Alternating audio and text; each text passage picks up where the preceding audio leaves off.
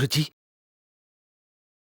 गंगा लौट आई, गंगा लौट आई है, लौट आई है गंगा, लौट आई है गंगा, लौट आई है गंगा, लौट आई है गंगा, लौट आई है गंगा, लौट आई है गंगा।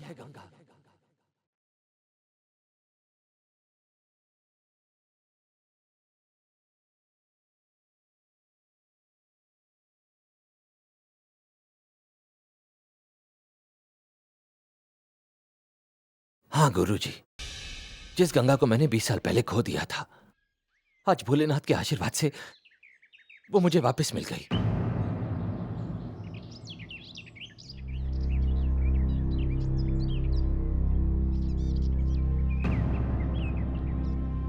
मैंने आपको इतना बड़ा शुभ समाचार दिया गुरुजी, परंतु आप फिर भी चुप हैं। हर्षवर्धन, आओ।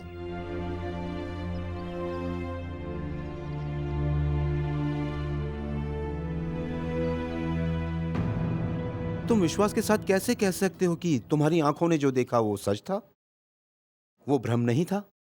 क्योंकि हमारी आंखें वही देखती है जो हमारा मन चाहता है, जो हमारे मन में होता है, जो हमारे मन को अच्छा लगता है। और हमारे मन का काम है भ्रम पैदा करना, हमें उलझन में रखना। आपका कहने का अर्थ क्या है गुरुजी? उसे गंगा समझना मेरे मन का भ्रम है क्या? नहीं, वो भ्रम नहीं भी हो सकता है, परंतु सत्य की कसौटी पर कसे बिना किसी सत्य को सत्य कैसे समझा जा सकता है?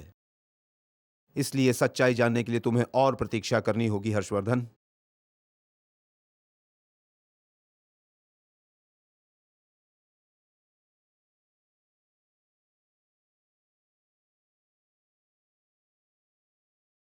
बीस सालों से प्रतीक्षा ही तो कर रहा हूं गुरुजी। अब और कितनी प्रतीक्षा करूं मैं? और फिर कैसे मानूं कि जैसे मैंने देखा वो मेरी आंखों का भ्रम था?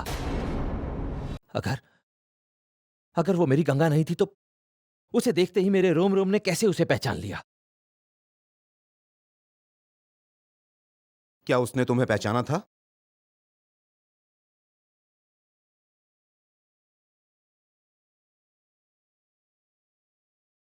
मुझे अब नहीं जाना इन लोगों के साथ। ये लोग बहुत बुरे हैं। नहीं जाना, नहीं जाना, छोड़िए।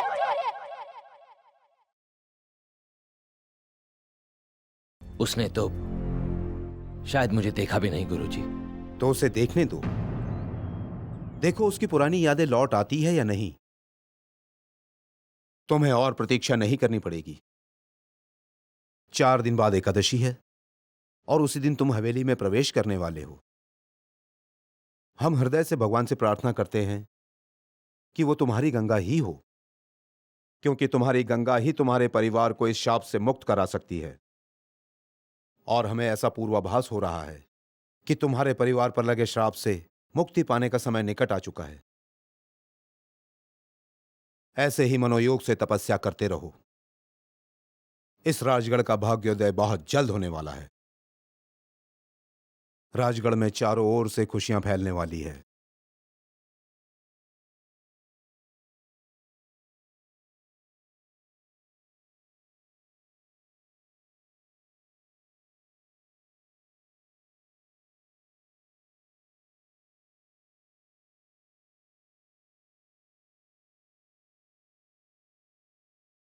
तुम ठीक तो हो ना? जी हम ठीक हैं। बस आधा घंटा और, फिर हम राजगढ़ पहुंच जाएंगे।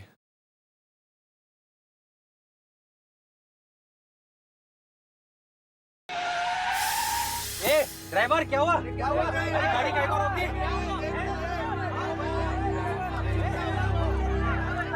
अरे भाई रुको, देखता हूँ क्या हुआ है।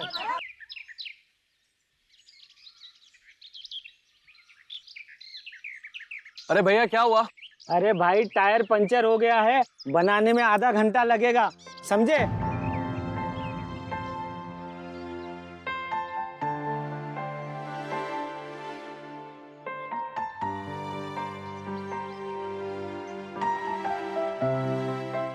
गंगा, हम इस रास्ते से चलते हैं, यहाँ से गांव पास पड़ेगा। चलो।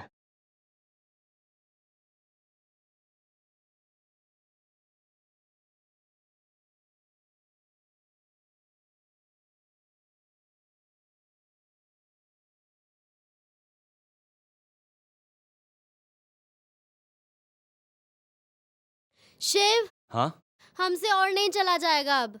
गंगा, चलना तो पड़ेगा ही ना, नहीं तो रास्ते में रात हो जाएगी।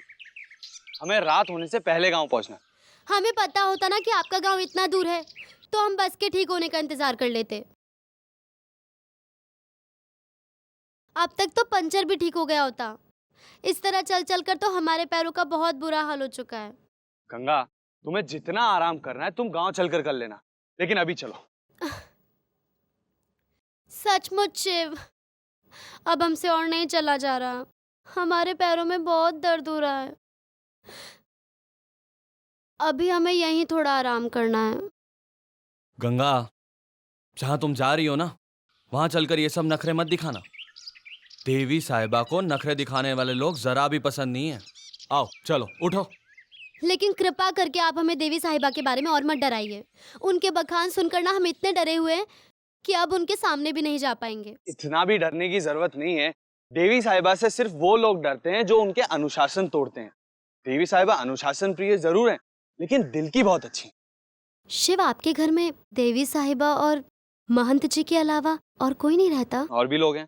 और भी लोग हैं तो उनके बारे में भी बताइए ना। घर के और लोगों में है देवी साहिबा के दाहिने हाथ मेरे बाबूजी और महंत जी के बड़े भाई की पत्नी माया भाभी। माया जी दिल की बहुत अच्छी हैं, बड़े ही शांत और सुशील स्वभाव की हैं। उन्हें संगीत बहुत पसंद है। वैसे मैंने उन्हें कभी गाते हुए तो सुना नहीं है, लेकिन वो दिन भर गुनगुनाती रहती है। तुम्हारी उनसे खूब जमेगी।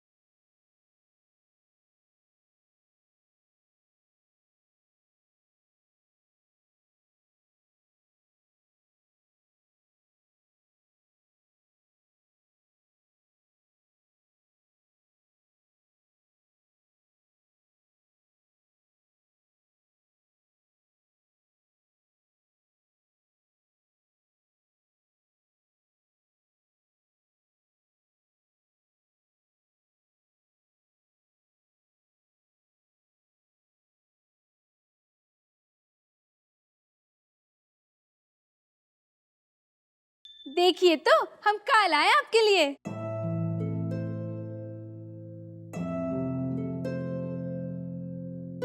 क्या है बेला, तू तो चैन से मुझे गुनगुनाने भी नहीं देती। अच्छा बता, क्या लाई है मेरे लिए? लीजिए, एक हम है कि आपके भले के बारे में सोच सोच कर परेशान होते रहते हैं, और आप हैं कि हमें ही उलाहना दे रही हैं। देखिए तो सत्तू का शरबत लाए हैं आपके लिए।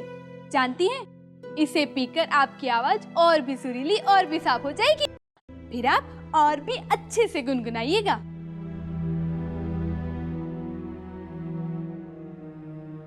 नहीं रे बेला, अब गाने का शौक नहीं बचा। मेरे गीत तो उनके साथ ही कहीं चले गए। अब क्यों गाऊंगी? किसके लिए? कभी कभी दिल में टीस उठती है तो गुनगुनाकर बाहर निकाल देती हूँ।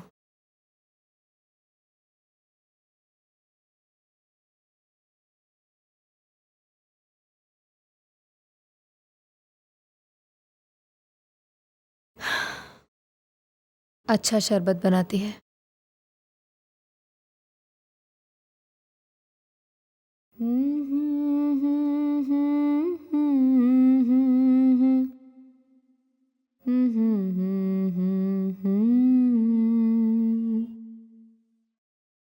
शादी को 2 महीने भी नहीं बीते थे और वो विधवा हो गई।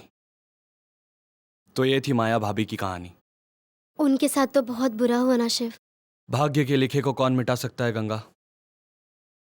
अब मैं तुम्हें बताता हूँ छोटी भाभी यानी कि वेदिका भाभी के बारे में। उनकी तो बात ही निराली है। बचपन बीत गया लेकिन बचपने का साथ छोड़ने को तैयार ही नहीं है। कहाँ चला गया? आसमान खा गई या जमीन निकल गई?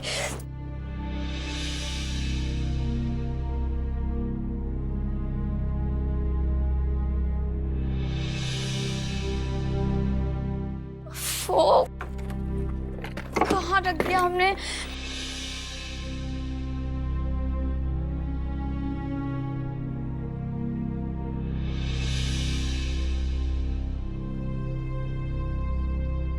इस घर में हमारी चीजें सारी गायब हो जाती हैं। कहाँ रख दिया? बेला, अरे ओ बेला! हाय राम, लगता है फिर कोई चीज खो गई। हमने ही गलती से इधर उधर कहीं रख दी होगी। हम जा रहे हैं, वरना आज तो हमारी खैर नहीं। अरे जा, जल्दी जा, वरना आज छोटी तेरी छुट्टी कर देगी। जा। बेला, अरे ओ बहरी बेला! आ रहे छोटी भाभी जी।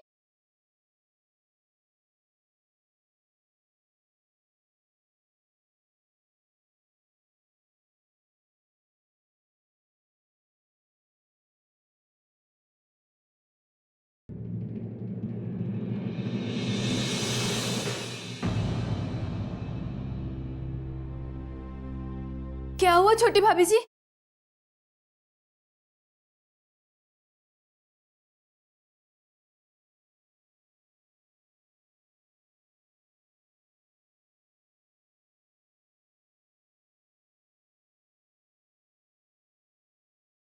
बेला, हमारा मांग टीका कहाँ है? अच्छा, मांग टीका ढूंढ रही हैं आप? हाँ, तूने ही कहीं रखा है ना? ला दे। अरे, हम क्यों रखने लगे भला? आप ही कहीं रखकर भूल गई होंगी। अरे, हमने तो मांग टीका इस डिब्बे में रखा था। चलो, आपको याद तो आ गया। अरे पगली, इस डिब्बे से मांग टीका गायब है। तूने ही कहीं इधर उधर रख दिया होगा। तुलसी मैया की कसम छोटी भाभी जी, हमने तो इस डिब्बे को हाथ भी नहीं लगाया। इतने बरस से इस घर में काम कर रहे हैं, आज तक तो कभी। बस बस, कितना बड़बड़ करती है तू बेला। हम कब कह रहे हैं कि तूने चुरा लिया है? हम तो बस इतना कह रहे थे कि सफाई करते करते तूने इधर उधर रख दिया होगा। नहीं छोटी भाभी जी, हमने नहीं रखा।